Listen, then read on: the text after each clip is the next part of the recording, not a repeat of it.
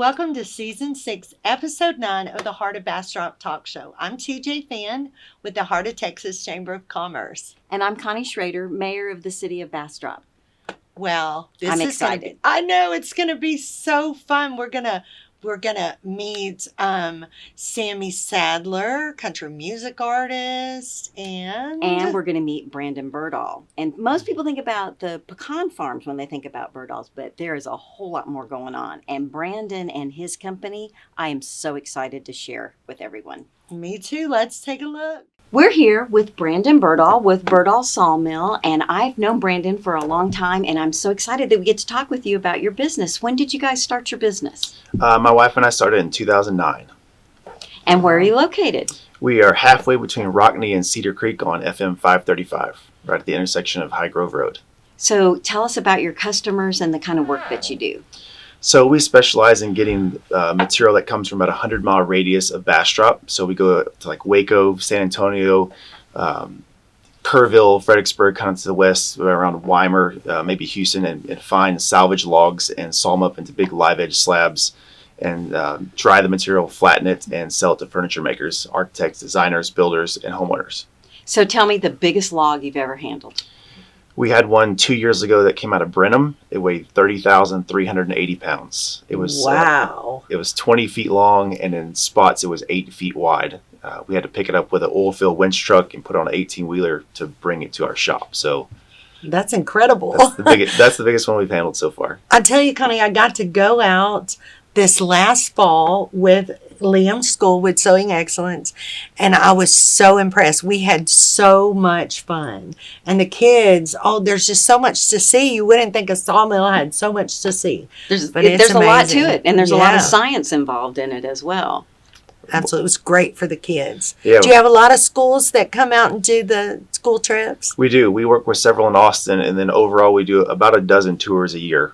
We do architect tours, schools, and just a lot of continuing education and showing people. ACC has a woodworking program, a 2-year woodworking program. They tour our sawmill every semester. They bring out the students so they can see, when they start working with a piece of lumber, where did that come from and how was it produced? So we walk them through the process. So we like showing the place off. So.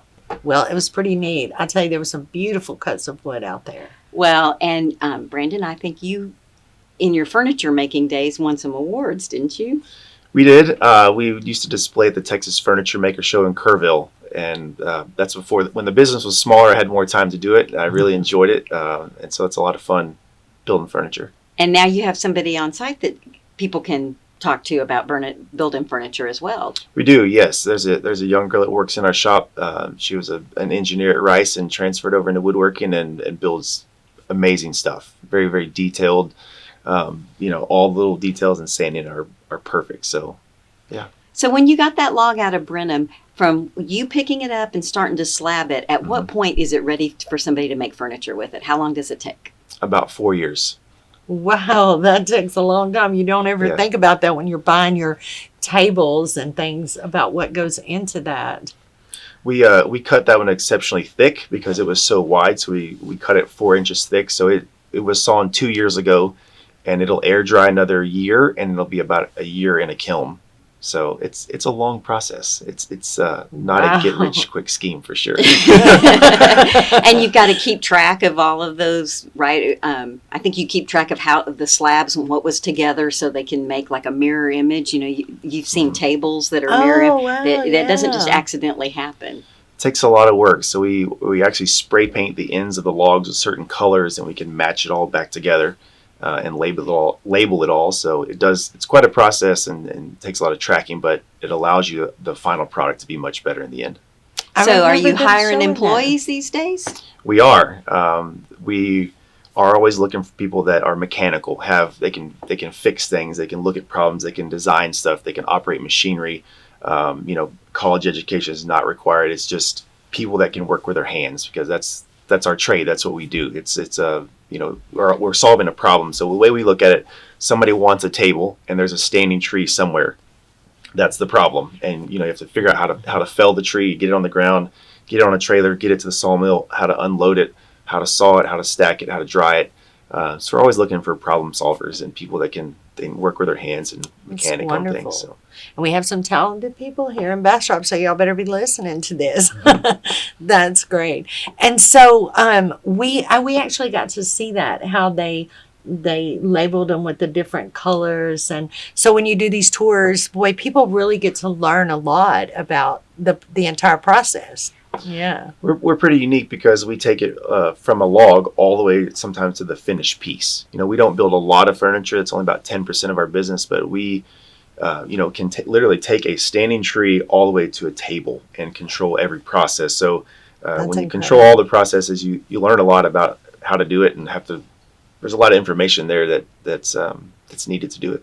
Absolutely. Didn't do I remember this right? Or weren't there some, like, you had places where you're drying out wood? Mm-hmm. Like, that was really interesting too. I never would have thought about that. I'd be like, lay it out there on the ground, let it dry out. Oh, no, it doesn't work that way. I wish. No, it's a long process, and it's literally like a recipe. It's just like baking. There's certain temperatures and relative humidity and airflow that you have to all match, and certain species have different ones that they like and that they can dry at different rates. And so it's a very calculated thing, and we are probing the boards so we actually know what the moisture content is. We send electrical current through there, and it tells us the resistance and the moisture content. So it's a very it's art and it's science both. So there's a lot of variation in wood, so you have to use some common sense and experience and science all together to make the product good. And then there's practical problems that you have to solve as well. Sawdust and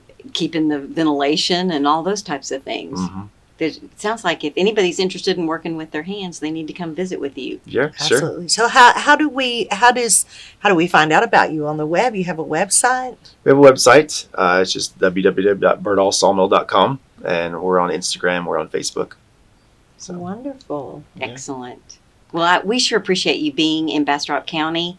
I think it's a service that a lot of people don't realize that we have right here in Bastrop County. And I know firsthand some of the work that's come out of there that's just gorgeous. And you also give artists the opportunity to use that material and go on, whether your company's producing the furniture or even putting it in a home or whatever. It's loved and admired for generations. Mm-hmm. Yeah. Perfect. Well, thank you so much. Thanks for having me. Thanks.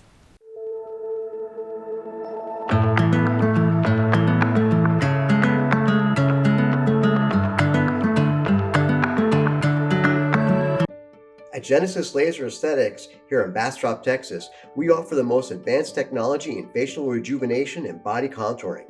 With pelvic floor strengthening, M-Cella is an FDA-approved treatment for urinary incontinence. M-Sculpt Neo can reduce fat by 30% and increase muscle mass by 25%. How about a facelift without needles, surgery, or downtime? Don't drive to Austin. Our friendly staff will be glad to set up a free consultation. 512-581-5016.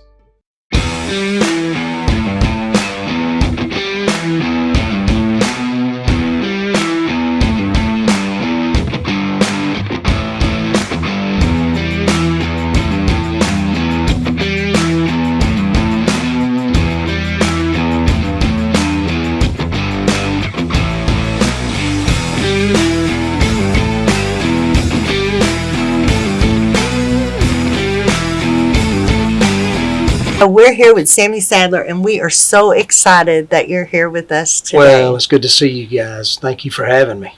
We appreciate it. We appreciate it. So for those of you who don't know Sammy Sadler, there might be a few people, Sammy. So tell them a little bit about your story. Well, TJ, I guess Barry had schooled you on some of this. So I got a record deal when I was 18 years old, right out of high school, and that was back in 1984 going into 85. So really, back in those days, they really didn't sign people that young. They wanted people that were older and seasoned and all that kind of stuff. So for us to get a deal, I was excited about it. And, I was 18 years old, my hometown was probably 1,300 something people, real small country town in Texas, but moved to Nashville, got a record deal within 6 to 8 months of moving there. And back in those days, they wouldn't cut albums on you. They would put singles out on you to kind of see how they would do before they'd ever go in and cut albums on you.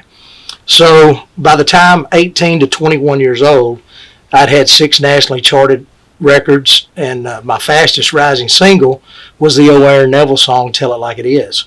And that song was racing up the Cashbox and Billboard charts. And in March of 1989, tragedy struck us, and I was shot and left for dead on Music Row. And my friend Kevin Hughes that I was with that night, Kevin was a chart manager for Cashbox magazine and in charge of where the top 100 records move on the charts. So he was shot and murdered, and it went around the world as a murder on Music Row. Mm-hmm. And I survived it, and it took me about 2 years to get back up on my feet. So that's kind of where my career started and ended, with all that happening to me in Nashville. Wow. But it's not ended because you're back. It hasn't, and I've never went away. It took me 2 years to get back up on my feet the night we were shot. And they had to operate on me and put an artery in my arm because I had an artery severed. They didn't know how long. If that took, then obviously it saved my arm. Thank God for that. And then 6 months later, I was going to have a nerve graft done. And Al Gore was a senator of Tennessee at the time, and I had a friend of mine that worked at Metro in Nashville. And Al's son had got run over at a baseball game, a Baltimore Orioles baseball game, and he had some kind of nerve damage happen to his hand. And this friend of mine, she kept saying, "You need to call Al Gore. You need to call Al Gore." I said, "Mitzi, I'm not going to call Al Gore." So, she just kept on about that. And one day she come in, she had the number to Al's office, and she just kept on. And I said, "Give me the number." So I just called it really to kind of shut her up, to get her off of me, And I called, and sure enough, his secretary answered the phone, and I told her who I was. He come on the phone, and I started telling him what had happened to me. He said, "Sammy, I've seen everything on the news. I know what's going on." And he said, "I'll call you back in 15 minutes. In 15 minutes, he called me back, and the surgeon that operated on his son was in New Orleans, and they didn't take out-of-state patients. And he called down there, set up the surgery. I flew down and had the second surgery done on my arm. Wow. So That's I'll incredible. be grateful for him for the rest of my life for that. Amen. Yeah. That's amazing. So that's quite a story. It is, and now I've got a book out about, the incident and everything that went on with it. And it took them 14 years to solve all this. And back in 2003, going into 2004, they finally brought all of it to justice. And I've got a book out about it called A Hit with a Bullet, The Real Murder on Music Row. So if anybody would like to get that, they can get that for them. So it sounds to me like that needs to be a movie. Well, people keep saying that to me, so I'm just, everything happens in God's time. And, there you go. If something comes of it, then we'll definitely cross that bridge, Absolutely. Absolutely. I tell you, it befuddles me. But I remember when this happened, I was In the business. very early in, yeah. And I tell you, it's just shocking. People never cease to amaze me. And I'm glad that you're getting some closure on this, because I can't imagine the trauma of, as a mental health therapist, the trauma that goes along with something. It's a long road to recovery. So the scars may heal quickly, but the mental scars stays leaves with you a lot. Yeah, It really, and the thing about it is that, I was shot and left for dead, and Kevin was murdered. The police kind of treated me like a suspect, and that was hard for me to live with. Here I am fighting for my life. I told them everything that I could possibly tell them. They even had me come in and take a lie detector test. I passed that. They even took me to Vanderbilt, had me do they hypnotized me. I passed that, and the police were sitting right behind me. And whenever they got through with that, it's like they stood up and said, "Was he really hypnotized?" And the professor said, "Absolutely he was." And the only thing I told him any different was the guy had on a heavier jacket. And that's the only thing that ever changed in my story from day one. So they did eventually solve the crime. They figured out what happened. The way I understood it, the police told me that Kevin's family would be the first to know whenever they caught the person. I'd be the second. Mm-hmm. Well, that didn't happen. And Dolly Parton's hairdresser is the one that called me and told me, "Congratulations." And I'm thinking, like, "Congratulations for what?" She goes, "You don't know?" And I said, "No, what?" She said, "They caught the person that shot y'all."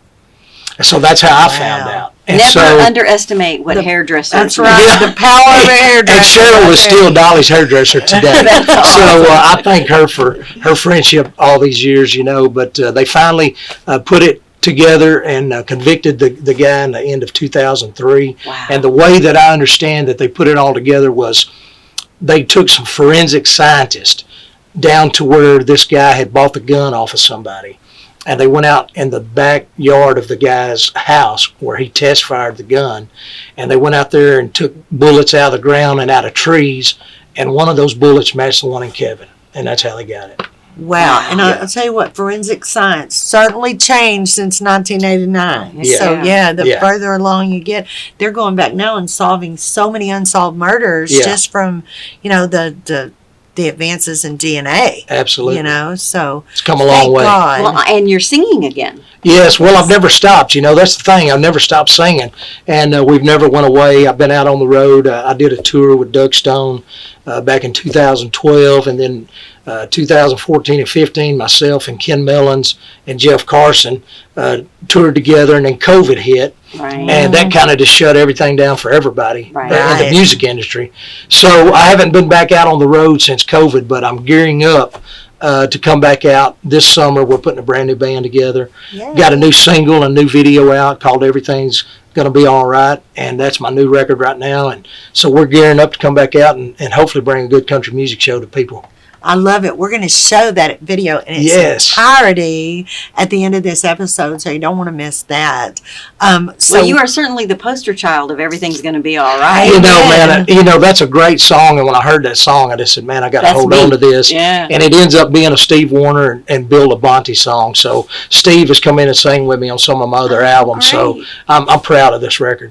That's amazing. Yeah. And what a journey, and the power of the Spirit, right? The power of the Spirit to go through all of this and be able to come out and hang on to that music, because music is personal. It's powerful too. It is very Yes. powerful. It is. And I just think that's an incredible journey, and to be back. So I want to know when you're going to be in Bastrop. Well, We're going to get you over here. We would love to come and play for you guys, and anything that we can ever do, just let us know. We'd love to come and work with you guys. Well, I happen to know the mayor, and she has a few contacts. You think she's got a few that she can slide with I us? can hook us up. Well, anything we can ever do, just please let us know. I appreciate Yes, that. I ma'am. appreciate that. We're so excited that you came out today Hey, I and love talked it. to us. Thank you. And we're going to follow your career, and we'll have you back on again. We'd love to. Thank you. It's very nice to meet both of you. Well, we're looking forward to having you in Bastrop, but Yes. until then, here's the video.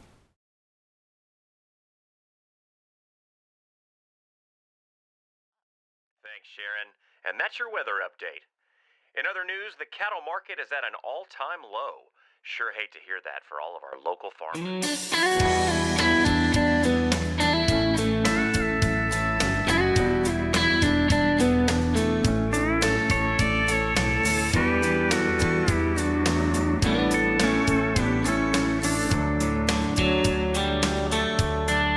Too little money, too many tears. What can I say? I guess it's just been one of those years. No need to worry. What good does it do? Darling, turn out the light and tell me that you love me too. Everything is gonna be alright. I can see the future shining bright. Just when things get tight, it's no time to lose heart. Everything is gonna be alright. We can make it through the darkest night. If we're in each other's arms, everything will be alright. Fires are burning on faraway shores. Seems like the world's forgot what it's been turning for. we've got our problems. Well, tell me what's new. Darling, just take my hand. Together we can see it through. Everything is gonna be alright. I can see the future shining bright. Just when things get tight, it's no time to lose heart. Everything is gonna be alright. We can make it through the darkest night. If we're in each other's arms, everything will be alright.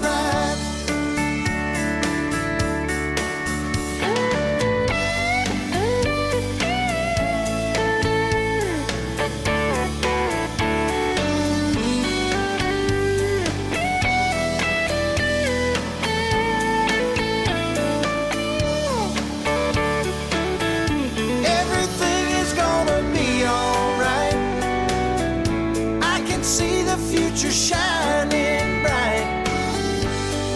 Just when things get tight, it's no time to lose heart. Everything is gonna be alright. We can make it through the darkest night. If we're in each other's arms, everything will be alright. TJ, it may have been one of our best episodes. Really, it was so fun to. It's always amazing things that we can find out right here in the great Bastrop County. You know, there's a lot of people that don't necessarily want to go to college these days, and people who want to work with their hands and solve problems. And who knew it would take 4 years to take a log from a standing tree to a table? That's crazy. Certainly not I. That was really, really interesting. Certainly helps me understand why it's you know, a little bit more than particle board, and it's going to last a whole lot Well, it longer lasts too. longer, for sure, for sure. And how about Sammy Sadler? And what a spirit! What an amazing story. I tell you, there's over the years we've heard a lot about Murder on Music Row, and you know George Strait wrote a song about Sammy's situation, and I tell you, it's really interesting. But to see that guy come back from that kind of pain and everything he had to go through and the persecution that went along with it, and to keep going and to keep hanging on to that music. Boy, I tell you, we have another video we're going to show at the end of this episode, too. Well, I'm glad we got to share the video. I hope people will check out the book, and I'm convinced they're going to make a movie. Absolutely. Maybe right here in Bastrop County. There you go. That would be, we can look like Nashville. We can look like anything. Absolutely. I tell you what, guys, you do not want to miss an episode of the Heart of Bastrop Talk Show. So go to theheartofbastrop.com or subscribe to our YouTube channel. We'll see you guys next week.